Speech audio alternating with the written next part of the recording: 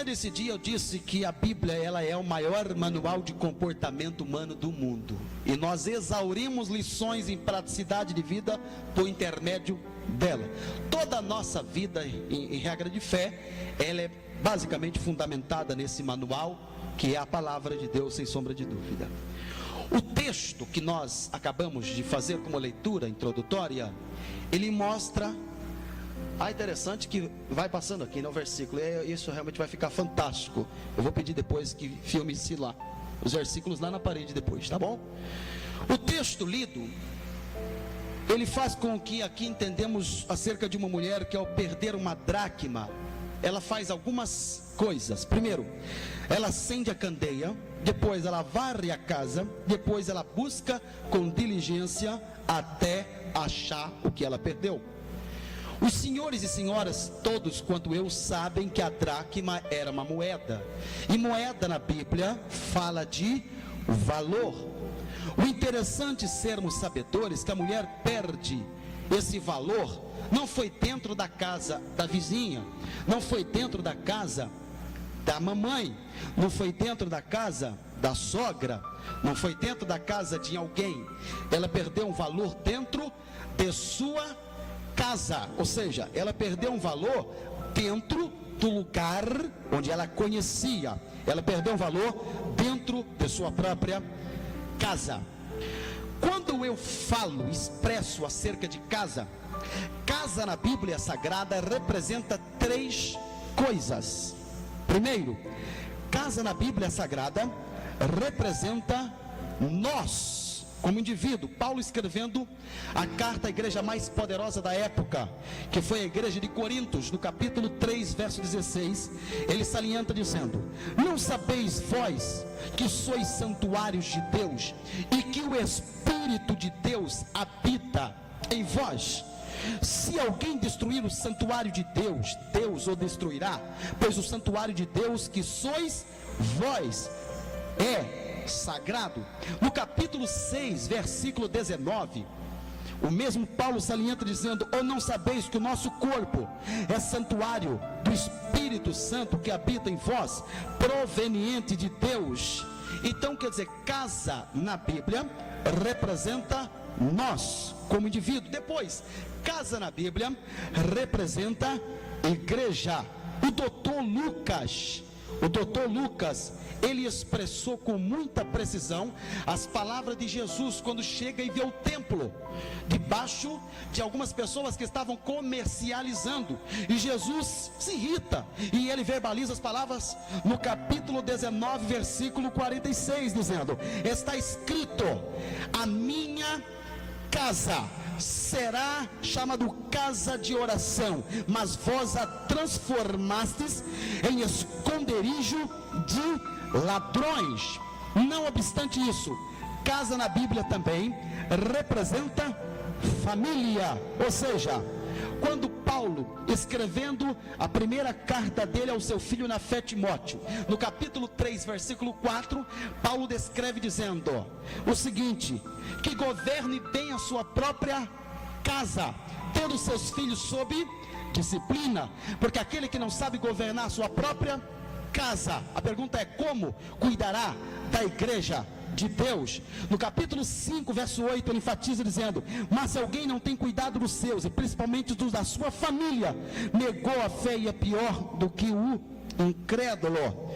Logo depois de sabermos que casa na Bíblia representa cada um de nós, indivíduo, igreja e família, a parábola ensina que foi preciso a mulher fazer três coisas básicas para achar o valor perdido. Número 1, ela acendeu a candeia. Número 2, ela varreu a casa. Número 3, ela buscou com diligência. Se tivermos um pouquinho de tempo para pensar em cada ponto disso aqui, o que teríamos a aprender aqui?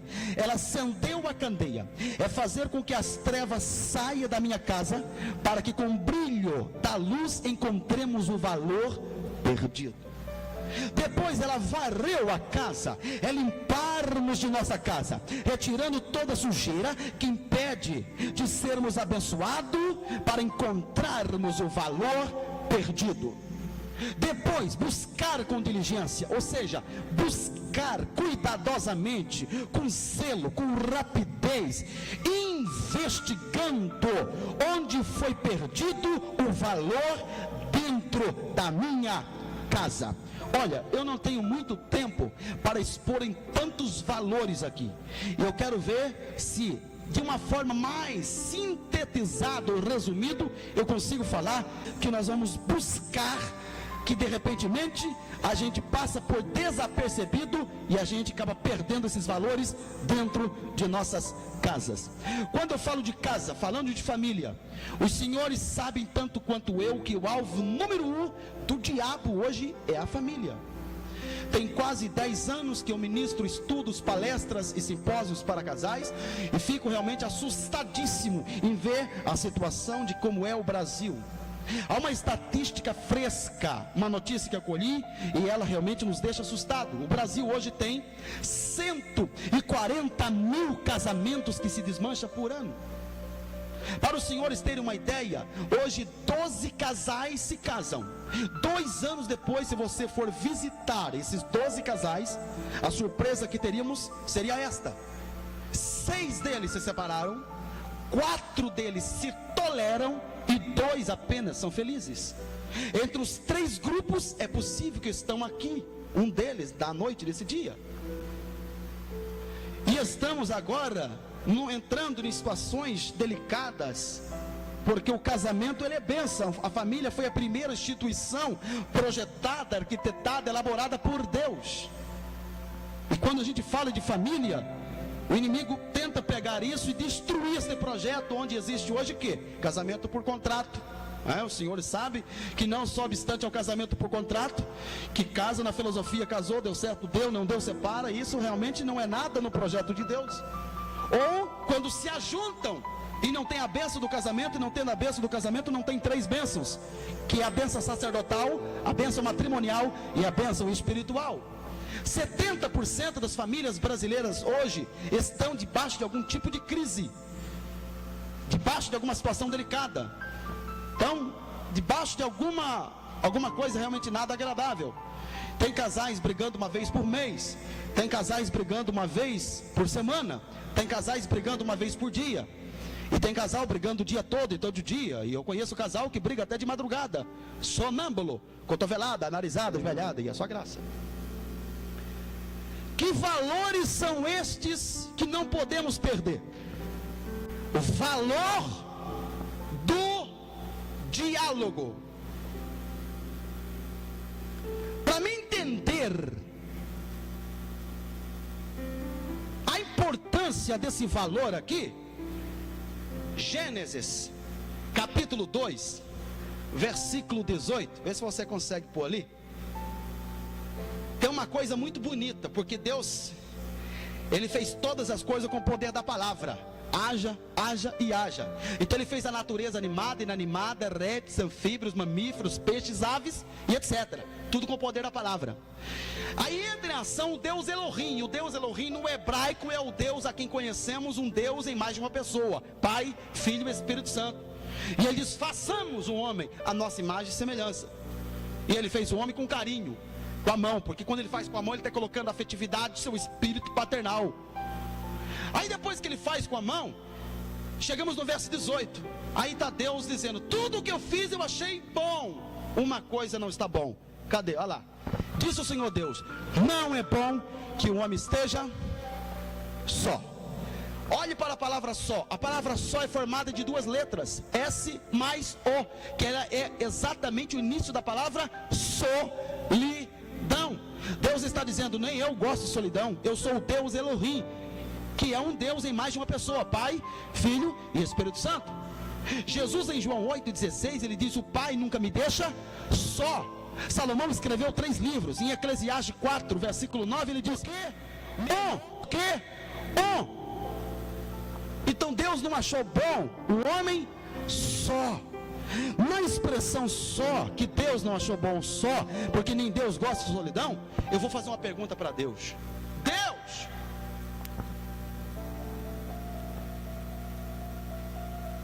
o que é casamento? Aí a resposta de Deus estaria sendo mais ou menos aqui, ó. O casamento é um remédio para curar a solidão do ser humano. Aí, se levantarmos a questão de casais, mesmo casado, que a solidão continua permeando por dentro da vida dois, é um outro assunto para um outro dia, vamos deixar isso de lado. Porém, o que está faltando exatamente é comunicação. Eu não sei se é do feitio ou costume da igreja, porque a psicologia diz que aquilo que vocês repetem após mim, melhor memorizado fica. Então dá para repetir só a palavra comunicação? Comunicação, 1, 2, 3. Uma vez mais. Sabe o que é comunicação? A palavra comunicação no latim é communicatio. A palavra communicatio é troca de duas coisas. É isso aqui, ó. Ô, como vai? Tudo bem? Tudo bem, e você? Tranquilo, rapaz. E aí, tá trabalhando muito? Trabalhando sim, rapaz. Hoje eu peguei folga. E você, como é que tá a família? Tranquilo. Olha, ele dá, eu respondo. Eu dou, ele responde. Troca de duas coisas. Por isso que eu sou um tanto contra jovem que está namorando se beijarem. Porque o beijo excita a carne, não o espírito. Tá entendendo? E o melhor tipo de namoro ainda é um namoro verbal, porque se a boca fala que o coração está cheio, você precisa conhecer com quem você vai conviver. Através de quê? Beijo, abraço? Não, mas através do diálogo. Está entendendo? E isso realmente é interessante, porque quando eu falo do diálogo, eu falei aqui na manhã desse dia também, que existem pessoas que carregam mágoa secreta, que é um ladrão da alegria. E a mágoa secreta só é secreta porque só eu sei. E quem vê, não diz que eu estou magoado. E a melhor ferramenta para se curar tudo isso ainda é o diálogo. Tem casal que não tem mais diálogo. Todo casamento complicado, a mulher mudou de posição.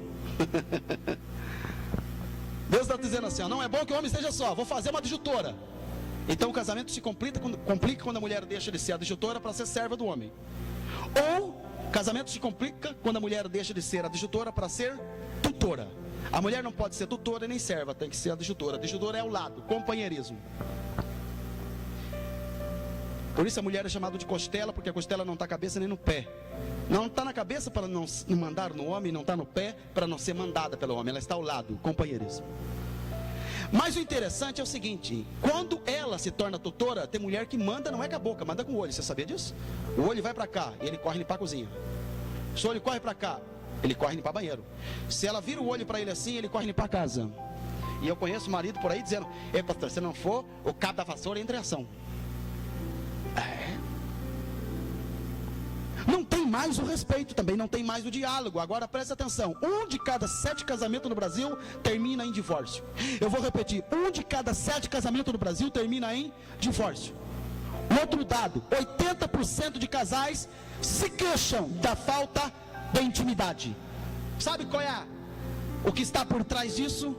A ausência de diálogo é a principal causa disso. Me doeu na alma de mãe que gritava com uma criança. Ela diz assim, não quero que você mexa nas minhas coisas. E debaixo desses gritos, que eu acabei de dizer que traz distúrbios psíquicos na criança, a mãe cometeu um equívoco. Ela deixou uma bolsinha com alguns batons dela em cima da cama. E ela pegou e escreveu na coxa. E quando a mãe viu ela escrevendo na coxa, a mãe deu um murro na criança. E o murro pegou num canto aqui da cabeça e a menina morreu na hora. Quando a menina caiu morta, ela bateu o olho na cama e viu que a menininha tinha escrito na cama, mamãe, eu te amo.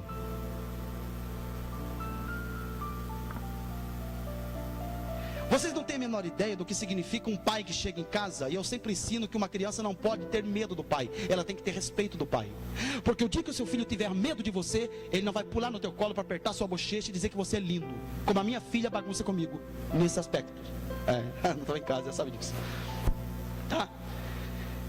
E o pai chega em casa com aquela cara de sargento, tirou o sapato, sentou no sofá e pegou o controle E tá lá. Aí o menininho chega. Pai. Aí o pai olha. Posso fazer uma pergunta? Vai lá. Quanto que o senhor ganha por hora? E o que te interessa isso, rapaz? Aí o menininho, ó. Tchum. Só que criança é insistente quando quer saber alguma coisa. Já viram isso? A criança voltou. Pai. Fala, garoto. Vê se tem carinhos. Uma pergunta. Fala logo. Quanto que o senhor ganha por hora? De novo, o menino tchum, correu. O menino tentou 3 vezes. Resumindo, quando o menino foi dormir, aliás, o pai foi dormir, reclinou a cabeça no travesseiro, ele começou a raciocínios. Meu filho queria me falar alguma coisa. Aí ele levantou cautelosamente, vagarosamente, foi no quarto do menino, e o menino já estava dormindo. Aí ele acorda o menino, e ainda com toneladas de sono na tampa do olho, ele vai dizer: filho, você queria me perguntar alguma coisa? Ô pai, o senhor vai me xingar.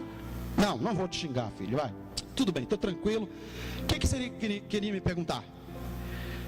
Quanto que o senhor ganha por hora?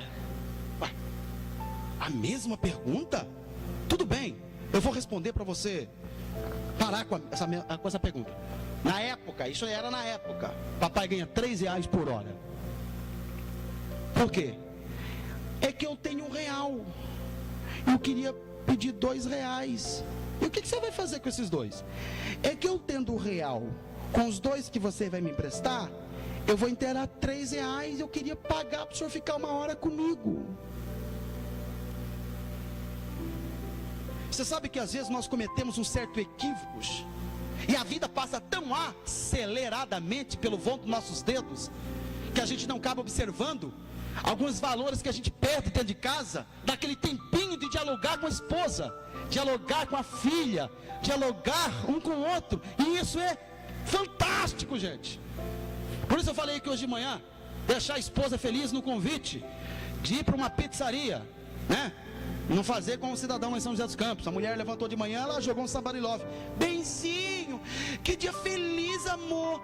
Vamos almoçar fora. Ele, boa ideia, querida. Ele põe a mesa no quintal.